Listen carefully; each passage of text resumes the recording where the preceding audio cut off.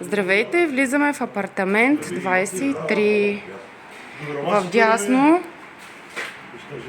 е дневна с кухненски бокс.